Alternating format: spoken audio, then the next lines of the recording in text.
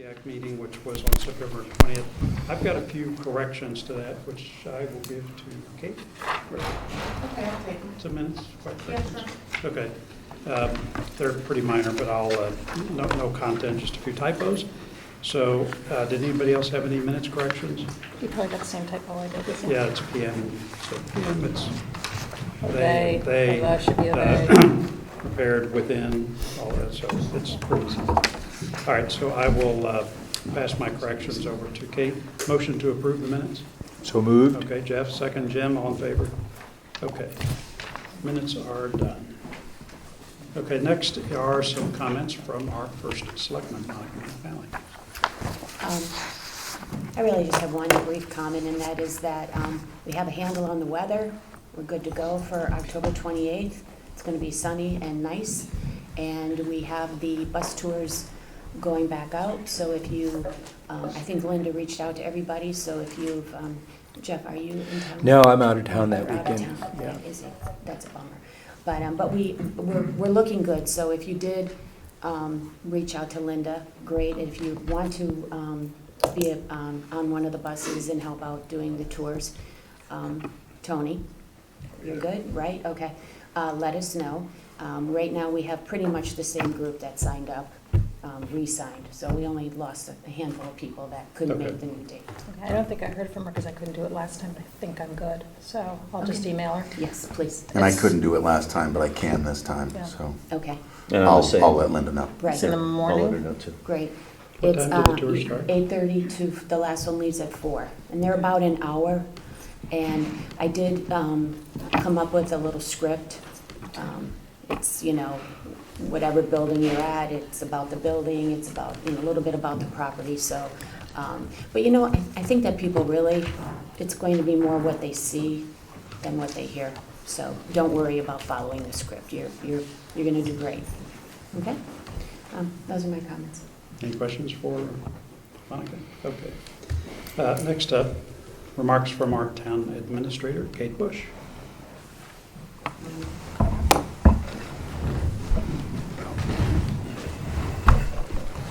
Hello. Okay, thanks for coming. Been living here this week, so. Oh, Monica had asked me to come and talk to you just a little bit about the process for hiring vendors, particularly professional services, as, at some point we'll be looking for somebody to help you all develop the plan and the design. So I wrote my cheat sheet here. So under our purchasing policy, bids are not required for professional services, but we do encourage the issuance of an RFP for professional services, particularly when the value of that service is going to be significant, and we would expect this one will be. So with an RFP, what we do is we have to publicize it. These are policy, identify all the evaluation factors, their relative importance. We need to solicit from an adequate number of sources. There's got to be a method for evaluating the proposals and selecting the successful recipient. Price should be a consideration, but with an RFP, it does not need to be the deciding factor.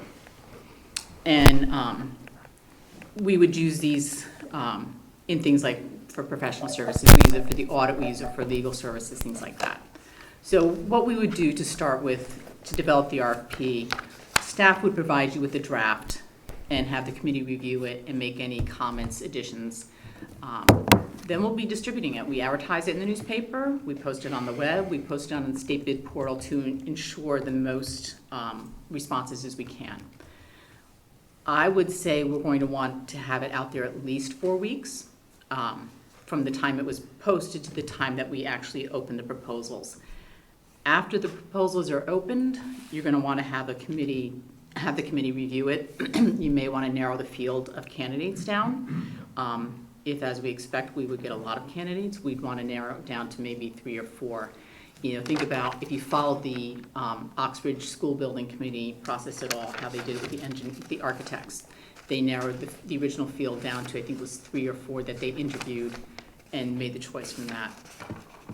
So in the RFP, we're going to want to have some background on the property, the history of the property, what our goals are for the property, what the existing conditions are. You may want to consider putting any must-have items in there, or, things that are just not on the table, to make it clear for whoever's going to bid what you're looking for. You're going to want to think about how many years' experience you want from these firms, what types of projects they have done. I would say we're going to want one of the qualifications to be they must have done a project of this size. You don't want people who've only worked on 4 or 5 acre properties.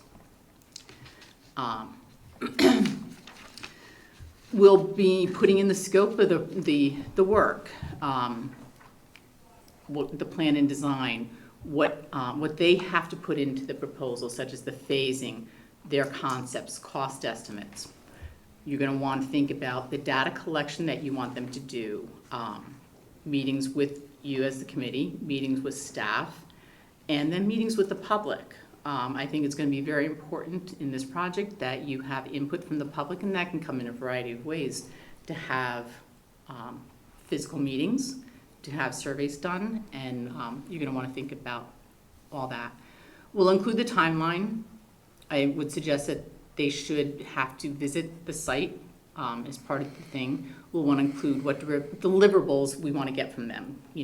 How extensive do we want the drawings to be or the design to be? And then we put the form in the format. It's important that we keep everything standardized. Accountant types like me like that. And then we should also include in there what the evaluation process would be, so that they know what you're going to be considering. And maybe some additional helpful information like maps, existing conditions, pictures of it. We'll also include all the local rules and regulations, things that they have to comply with, such as our insurance requirement, that they have to be put in EEO statements and things that are required by the state. And lastly, that the proposal becomes a property of the town. The process could take, I'd say, probably at least 14 weeks, from the time of, including the time of development of the RFP, putting it out there for another 4 weeks, then the time it's going to take you all to evaluate them and choose your finalists and interview them. So it is going to be a lengthy process. And then I would say when we're all done, we'll have a number to go and ask the Board of Finance and the RTM to fund for the study, or for the plan, rather. This will be pretty important. So Dan and I sat in a Darien Men's Association meeting last week, and the presenter was a woman who was a partner in a firm who does this kind of work. And when she gave an overview of sort of what they do and how they work, it felt very much like the professionals that a building committee would hire. So for example, with the Oxbridge Building Committee, I was on that through architect selection. It's exactly the process that Kate described, and you want to talk to a number of those firms to get a sense for which ones could be the best provider of that service. And all these building committees have worked in the same way, where you have elected officials and civilians on the committee that are supported by professionals who do this kind of work. And when this person laid out their process and how you think about it, it's going to be extraordinarily valuable to get the right partner for this. And so I think Kate and Monica's asked to bring her here is quite timely, because we're going to need to start to think about that pretty soon, and to launch an effort where we structure an RFP to go out to a variety of firms and actually identify the firms that we'd like to send this to. We may actually need even some help with the RFP itself, so we'll have to think about that too. But getting this right and getting the right partner, I think, is going to make a material difference in our ability to lead and shepherd this process over the coming years. I don't know, Dan, I'm assuming you found this person, maybe not that firm in particular, but just the presentation of the process that you would attach to something like this. I was very impressive. Yeah, done this dozens of times, and exactly the same thing is how it's done everywhere, so.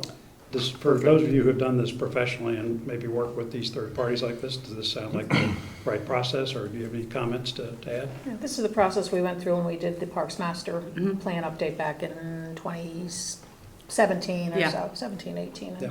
So we should have a blueprint already. Right, we could Right, even we do. pull that And, out. And I've already been looking at what other communities have done with large parcels like this.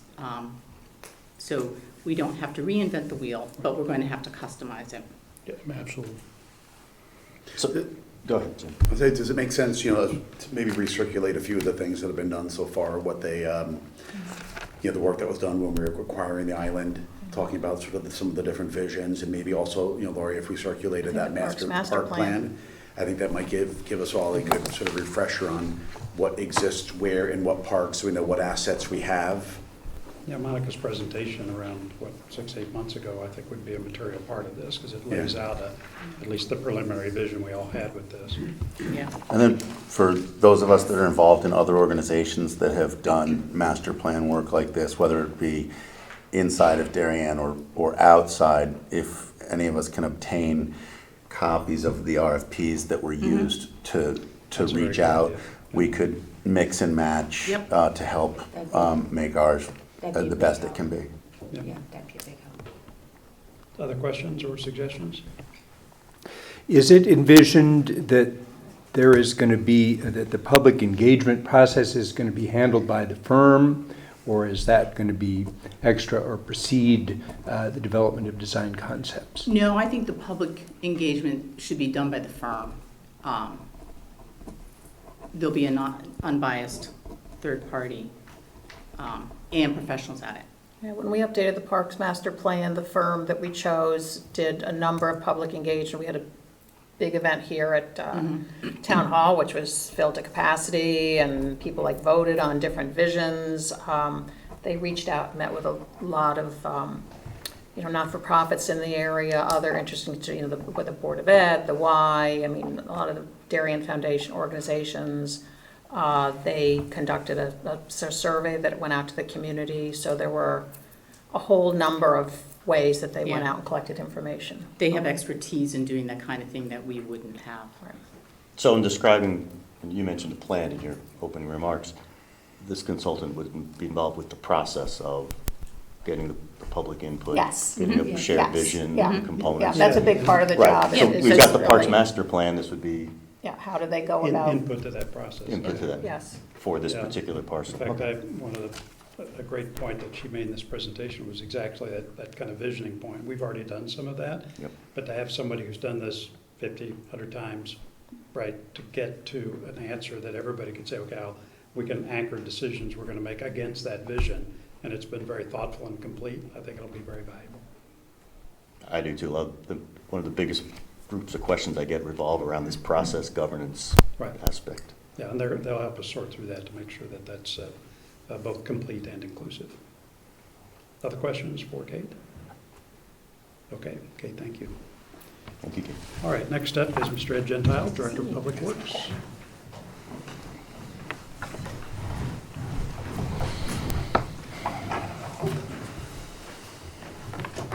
Good evening. Ed Gentile, Director of Public Works. Just want to give you folks some updates on some things that we've been working on the island, and also some of the work that we're trying to get scheduled or bid and things like that. So since you don't get out to the island, see some of them, it's good that once a month I can give you kind of a flavor of what's been going on. So tomorrow our transformer bid is due, and will be opened at 3 o'clock here at the town hall. We also have gotten some quotes on fencing and roofing that we'll talk about in the next couple items down. We also went out and got gate and fencing quotes, and we're going to get a couple more for on the dock. We're finding that to be an entrance area or exit area too, that we need to secure a little bit better than what's out there right now. We're working on our winter and snow plowing bid. Tony and I are working on that together. We did start the winterizing of the buildings, so that is ongoing. We did have we had some tree damage next to the stable, but no buildings were impacted, just the fencing around it. So we're finding that, I think since we've purchased it, we've taken and removed approximately 12 or 13 trees from the site after they've either fallen or were about to fall. So, and we have a little bit more work to do out there to secure that site and make it a little safer.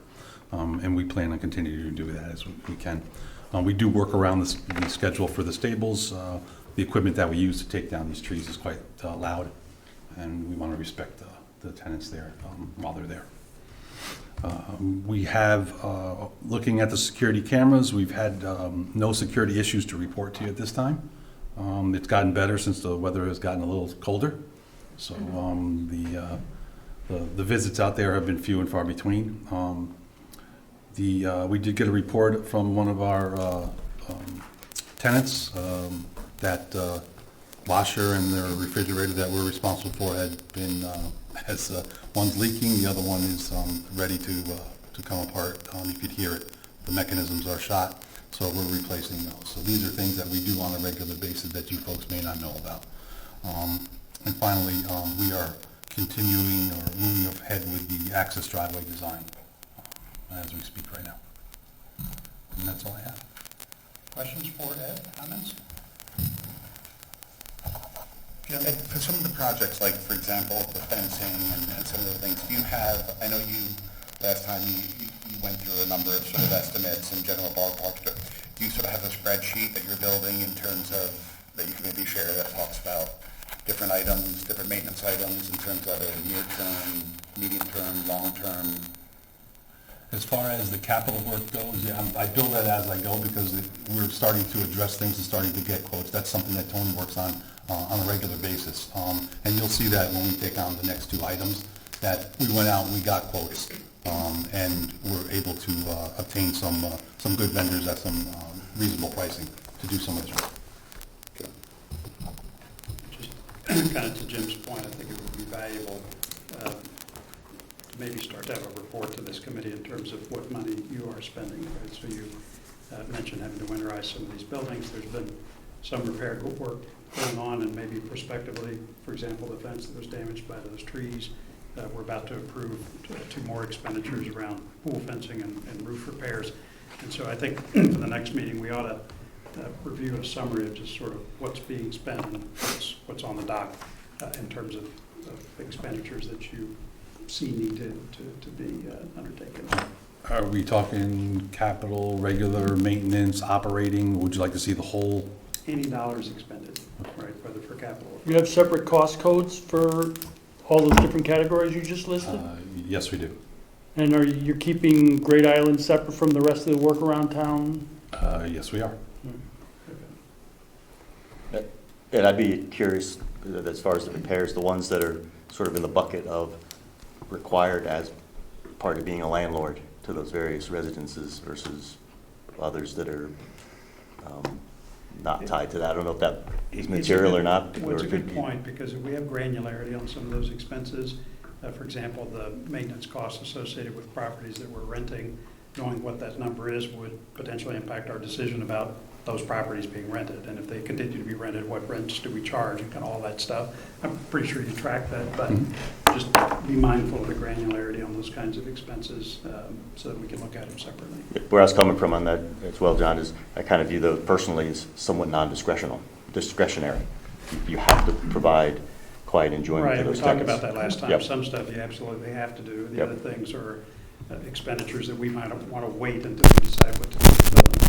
Right, we talked about that. Just a question about the pool fence. Is the kind and quality one? There's one question there, and then the other is just the radius around the pool that it will cover. Because I'm curious to know whether like it's going to go around the whole backyard or whether it's going to stay closer, like tighter into the pool. Because as we start to figure out a walking path or something, as we start talking about access, there could be through that backyard a potential pathway for the perimeter path. And we just want to make sure that we don't have to change that fence anytime soon if it really goes far into that backyard. Like, maybe we don't want it to go too far into that backyard. Maybe to drill down on I'm sorry, is Bruce's. it just the perimeter of the pool? I was going to let Tony come up when you hit that item. This way we can give All right, you an idea what that's it our is and the next cost item. that we We'll found. cover that on that one, Tony speaks. But just as generally, only using the pool as an example, I think we should think about if, for example, a pool hasn't been used for a few years, if we're going to spend X dollars to put up a fence, around it, and there's no intention to ever fill or use that pool in terms of a rental or for public or anything like that. Let's make sure we're not spending this many dollars just to fence something up, if it's only slightly more to take a longer term solution for it. Right. I think the one item that we always have to look at is risk and liability. Right now, it's both, without the fence around it, and we have people living on the island and access to that island. So that's the other piece that I had to weigh when we started moving forward with this one. I think it's important that if we look at a long-term plan, we do it either very quickly and make a determination on what you want to do with that pool, or we get that fence around it as quickly as we can. Yeah, totally agree. I just think, there's maintenance security fences, then there are very sort of more grandiose type fences. Let's just make sure we're not. No, I think he's gonna cover that. Ed, could you remind us, last time you talked about the road design being ready to enter the permit review process. Could you refresh our memory on the time frame for that? Right now, we are just at the very beginning of the design. Okay. Okay, which requires us to put plans together for plan and profile. We have drainage that we have to include, any type of underground utilities. There's a landscaping plan you have to come up with. There's a lighting plan to come up with also. Soil erosion and control measures, and then there's documentation you have to present to P&Z and EPC and ARB. And those include details and specs on the lighting, drainage assessment on impact for the surrounding areas. There'll definitely be required a traffic study that we have to submit also. So those things are all put together. That has just started to move. Okay. You're not doing that in-house, are you? Absolutely not. I think that, as you talked before about professionals doing certain things, Yeah. this should require and will have a professional doing the work. So that's gonna push that out even further, No, because we haven't hired anybody yet. we've started with the consultant already on the design. Mark, you had a question? As we talk about some of these granular questions around the road, the pool, the fencing, I keep coming back to, I'm concerned we're gonna keep having these questions until we have some sort of vision. And I know we talked about a consultant maybe helping us derive a vision, but this is what, our fourth meeting. It's come up at least two or three meetings, and I don't know how to get to this phase of a vision to try to respond to, should that fence be tight? I get the liability and the safety issue, obviously, but how do we decide where those paths that you mentioned might go, without a vision that tells us we want paths everywhere or we want one central path? So this is a thought that keeps going through my head is, these are all great questions, and I have the same questions. And I imagine your team must struggle with how do we balance what we're trying to do, you're trying to do, with where we might come out, or this consultant may come out with a vision. And And you've worked with me a long time. they have. One of my pet peeves is doing things twice. I know that. Right. So everything that we do out there, every project or every dollar that we spend, I have to evaluate, am I doing it? Am I going to have to relocate it and do it again? So that is a question that I ask on a regular basis, and I have Tony's guidance there to do that. Bothered the first selectman many a times, Right. trying to get a direction and come up with a solution that addresses the town's concerns, and make sure that we're covering ourselves, risk and liability wise. That's one of my biggest concerns out there on a regular basis. I appreciate that. Jeff? One thing, John, that you had recommended earlier that I think would be a good idea and could maybe address, and I share those concerns, is, there are some aspects, perhaps the road being one of them, that are really, maybe we've got what we've got to work with, and it's not going to be materially affected by the programming unless there's something, beyond what has been talked about so far. And just get a list of those things that, this has to wait on the vision. This is probably what we've got and can move forward, because you're right, I could see a lot of things getting sort of backed up till, well, we don't have that available. I don't know if the road falls into that category, but I just use it as an example. And since it does require, extensive design and permitting, that seems like kind of a critical path thing to getting people on to experience the island, which is our shorter term priority.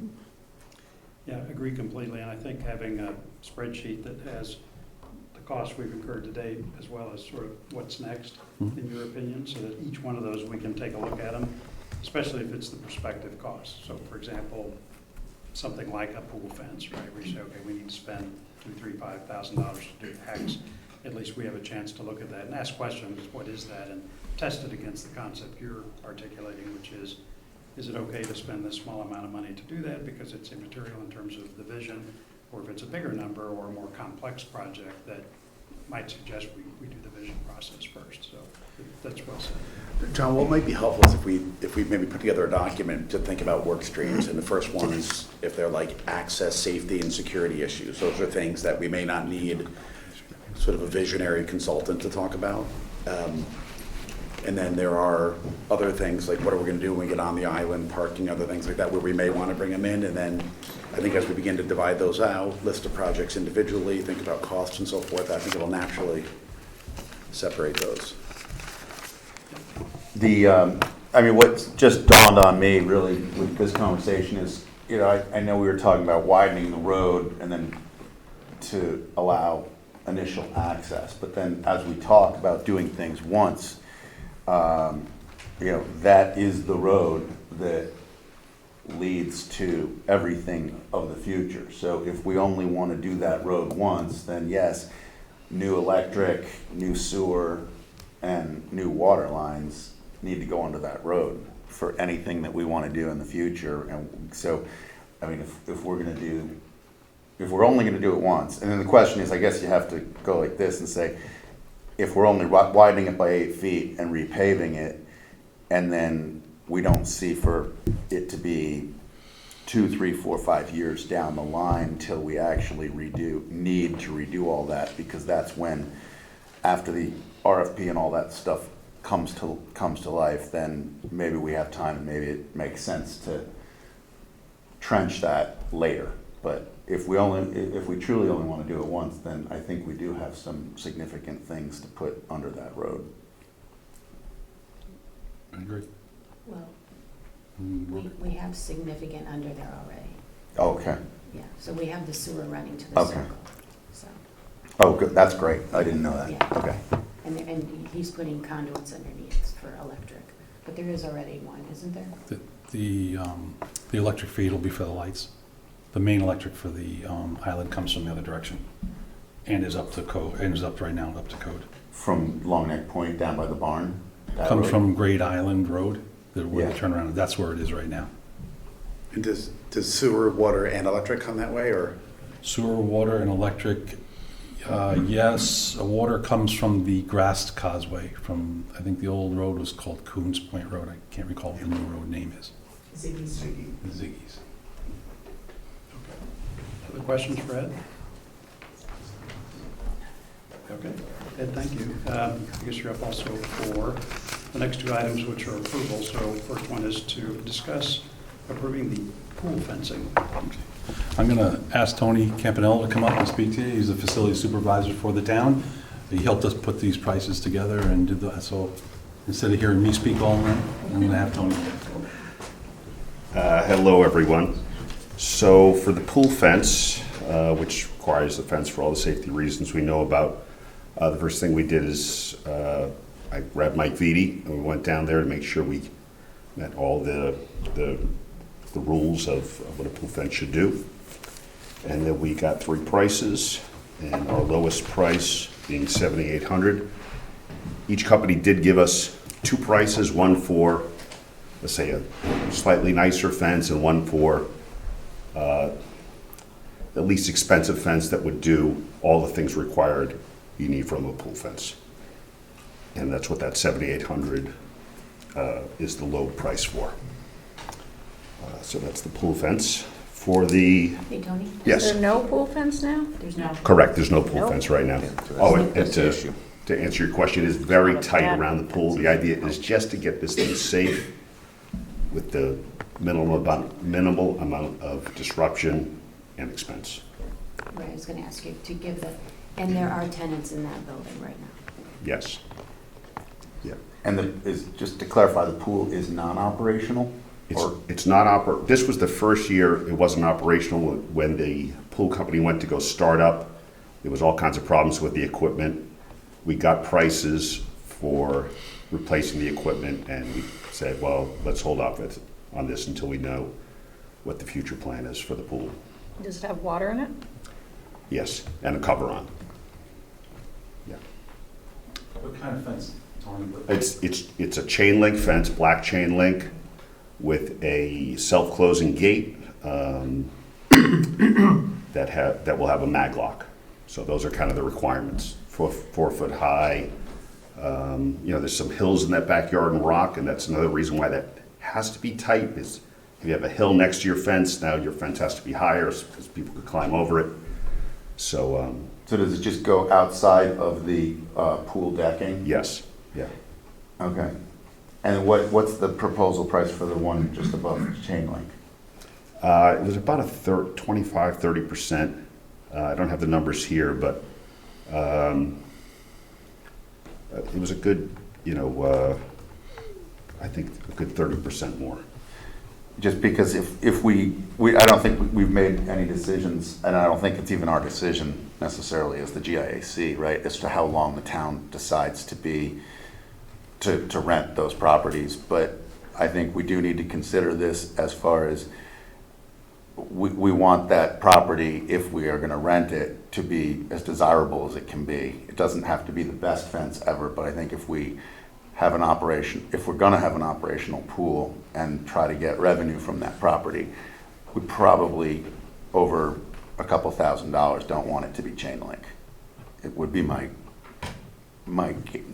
first inclination, unless it's really nice chain link. It's just black chain link. That mean it's vinyl coated? Pardon me? Does that mean it's vinyl coated black? Yes. That's not so bad.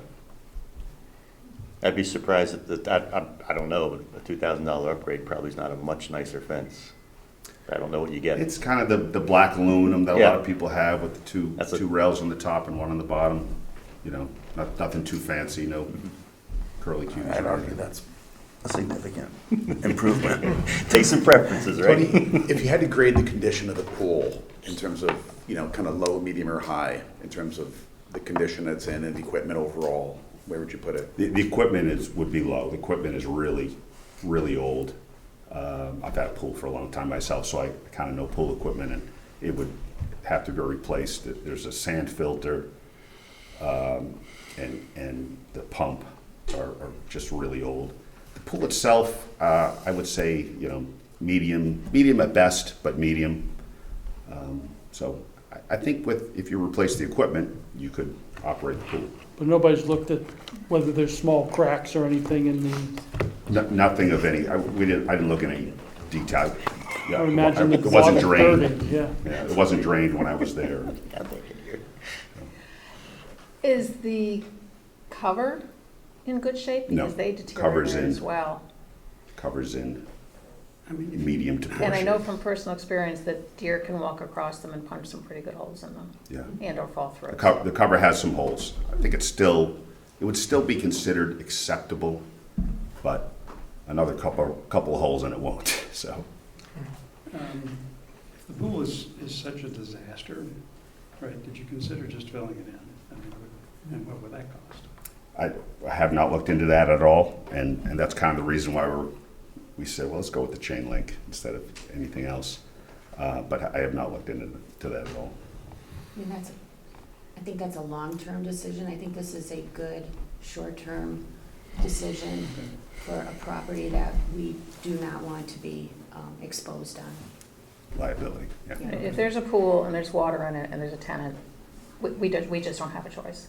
Yeah. We just don't, especially if the cover's iffy. And we can't remove the water. Yeah. So If that was my question, if to keep the integrity of the pool, you have to have the water. Like, you can't put dirt in it, right? Because then it'll expand when it freezes. Okay.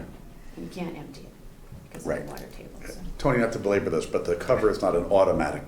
No, cover. it's just one of those green, Because those Like a no longer night- require fences around I them. believe it's like a 1960-something pool. It's not a new pool. All right, this sounds like something we need to go ahead and do. Other further discussion? Okay, motion to approve. Mr. Burke, second. Jim, all in favor? Okay, thank you.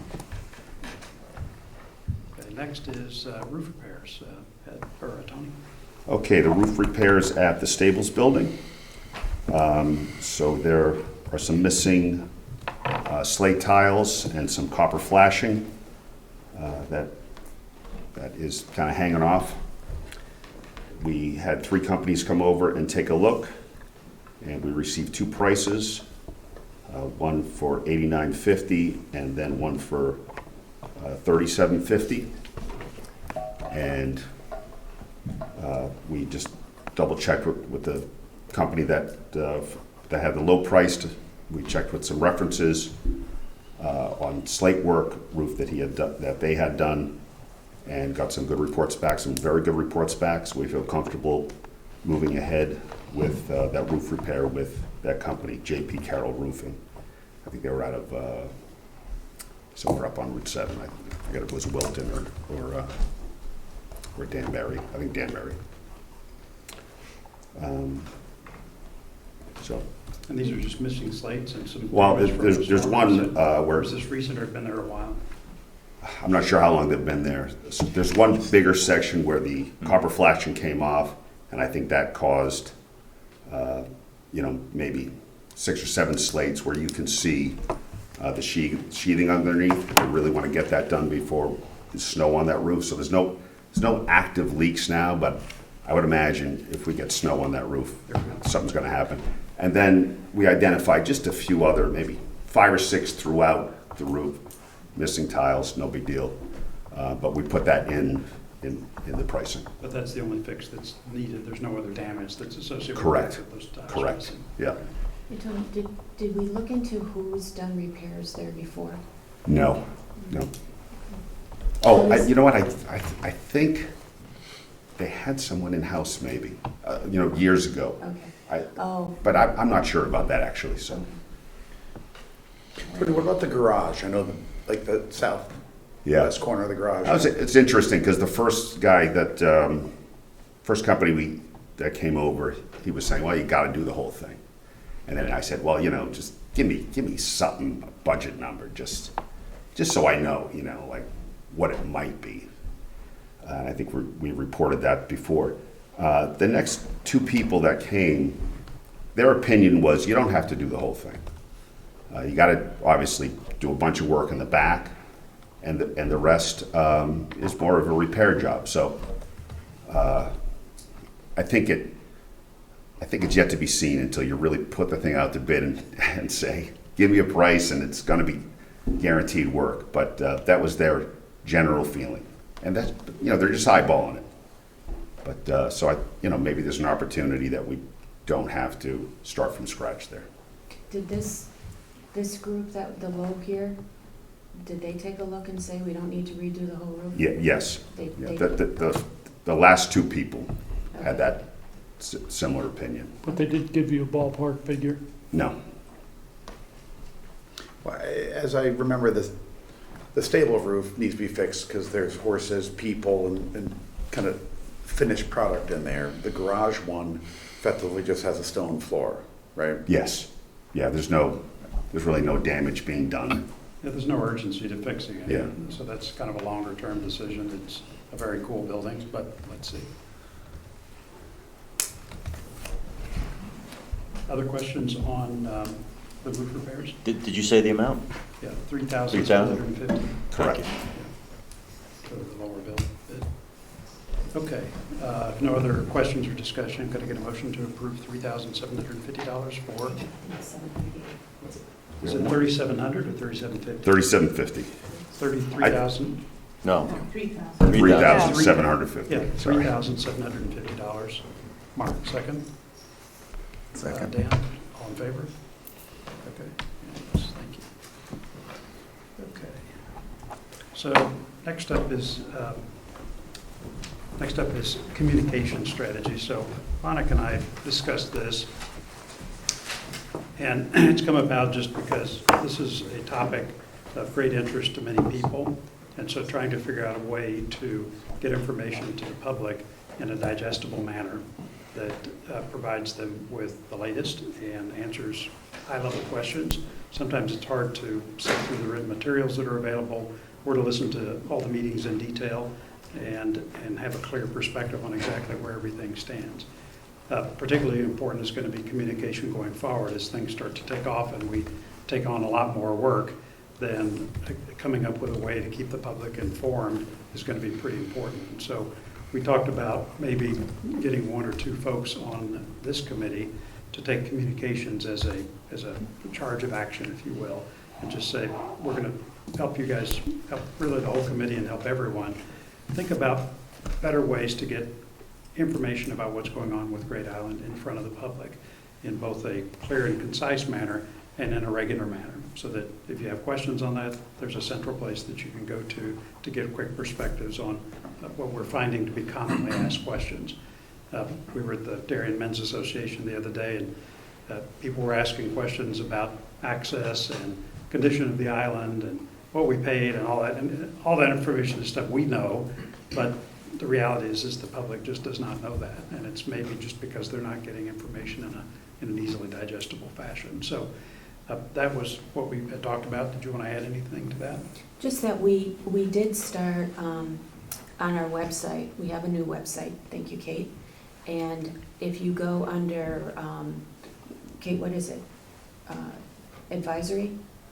Well, Yeah, because we just changed it. it's under the Great Island Advisory Committee page, but we are having those little, No, we fixed it. we fixed it, okay. Yeah, we fixed it. Yeah, so it's under the Great Island Advisory. Yeah, so if Committee. you go under advisory, that button, and then you'll see all the advisory committees, and then you go down to Great Island, you can tap that, and then you'll, I think we have it populated with a couple of the presentations right now. We have it with all the committee members, and I think we have a little bit other information there.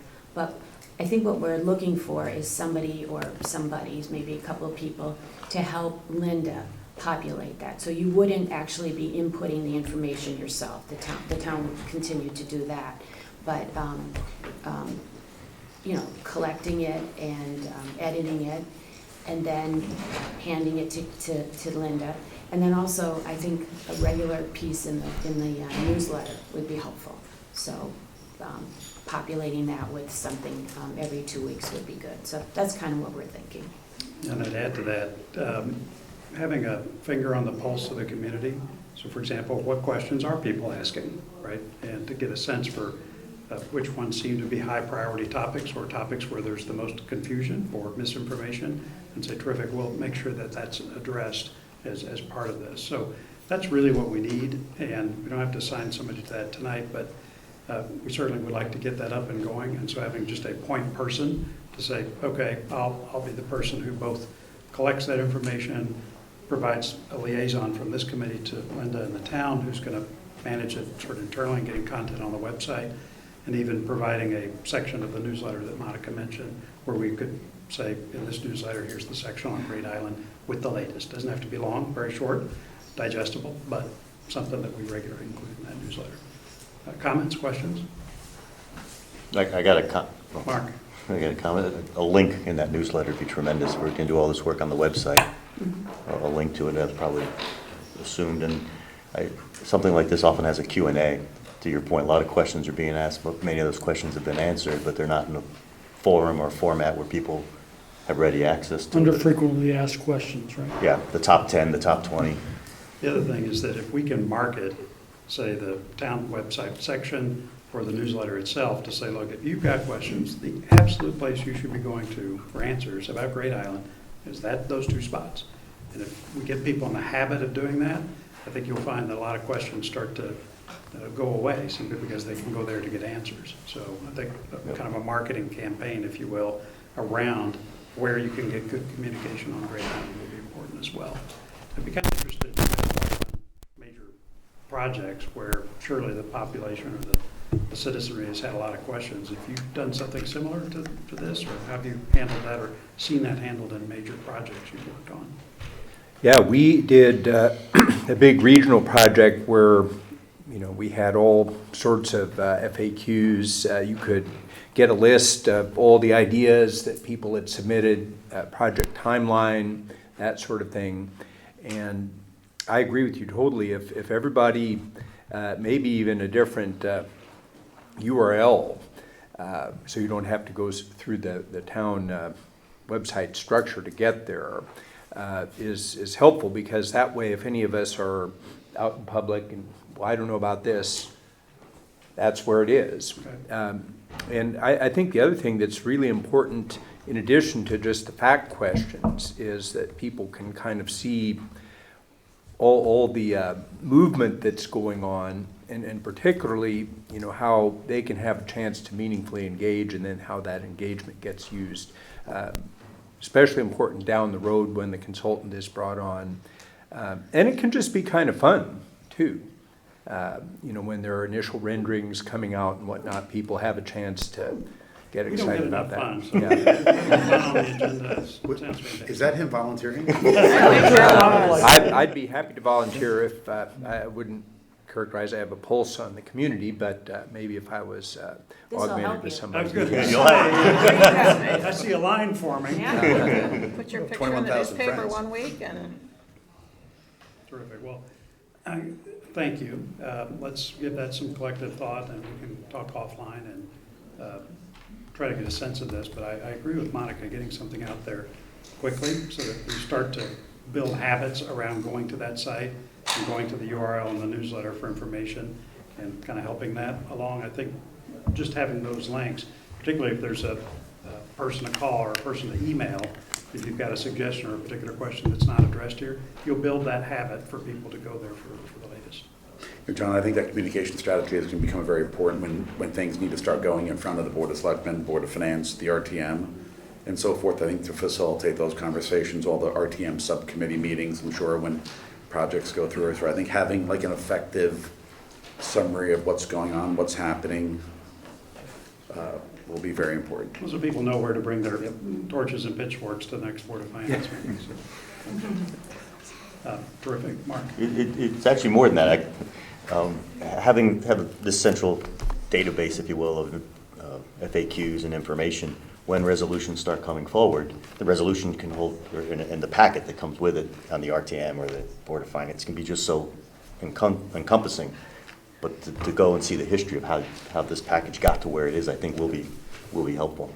Is there a section in there for Great Island Committee meetings, agendas and materials like there are further down? Yes. That's all set up now? Yep. Okay, all right, good. Other comments on communication strategy? It's a little separate. All right, go ahead. Just because I have to be downstairs. Okay, go. It's sort of tandem to that, and we touched on this before, but I'm really thinking we need to get going soon, is on building out the preliminary rules. If we're really targeting for having the community able to go on the property by July 1st, we really need to start working on setting a rules document out for what can and can't happen on the property. It does take some time. We're in the process of refreshing the Parks and Recs rules, so we're starting with an existing document, and we're finding, gee, there's things that, as different situations have come up, we're like, our rules don't really address that well, or this isn't clear, or that's not true anymore. But just to rattle off the top of my head, things we're going to have to talk about, and this is always a big one in town, dogs. Are we allowing dogs on the property? On leash, off leash. That's a big issue, especially we've got the eagle's nest, a lot of wildlife, and it's always a tough issue. Yep. Dock access. Are we allowing swimming at the beach from the get-go? Are we allowing group gatherings, and are people going to be able to reserve and rent space? Small craft launch. Who can enter? The question we get a lot is this going to be open to Darien residents only, or anybody? Are we going to charge a fee? You know, how close can people get to the private residences? These are things I just commented on, that it takes some time to wrestle through these and get public input. And we got holidays coming up, and 6 months really isn't that much. We're going to have to get Ed to review them, I'm sure. Wayne. So probably need to get going on that, and I'm happy to work on it. Thank you. I appreciate that. And then we have to think about enforcement as well, because the one thing I've learned is we can have the rules in place and people will break them. Yep. So we really have to think of what level of enforcement we're gonna have on the island once we know what we're looking for, Yeah, but. I've had a number of just one-off discussions about these topics and all the things you mentioned, are things we need to codify Yep, and make sure it's part of any opening process, and so getting started on that sooner rather than later is exactly right. yeah, it's really, it seems like, well, it's really not. Okay, good. So just wanna- All right. Other matters that we should bring up today? Anybody else have anything to raise that we should cover? Well, have you, the selectmen and Kate thought about, what maintenance activities are going to be brought in-house? For instance, we're doing budgets now and things like the mowing and stuff. That's Does something we'll be Parks and Rec discussing. need to be thinking about It's part of the budget process. taking this? I think it would be more likely Public Works, Public but Works. it's something we need to start discussing in-house to evaluate bringing it in-house versus Okay. keeping it as an outside service. Okay, because, we've got all those big mowers and all that stuff, so, but, I think the staff, I'm getting impression, I know would like some guidance on what they should or shouldn't be thinking about as they prepare their budgets and how this may impact. Again, if we're gonna allow the island people to say, gee, I wanna have a birthday party, I wanna have a private party, I wanna reserve the space, who's gonna handle that reservation, review the permit? That affects staffing needs, so they're kind of sitting there like, hoping for direction, so, Well, there's nothing to direct them to do at this time. They don't need Okay. to. okay. Yeah, all very good points. Just as a reminder, the island remains closed to the public, so we do not want anyone accessing the island by land or sea until we get the green light, and we are working as fast as we can to get access for folks, but importantly, not yet. And just on the item that was brought up about potential fencing by the dock, are we going to see a proposal on something like that? Yes, Ed? Okay. Okay. Yeah, we'll take a look at that.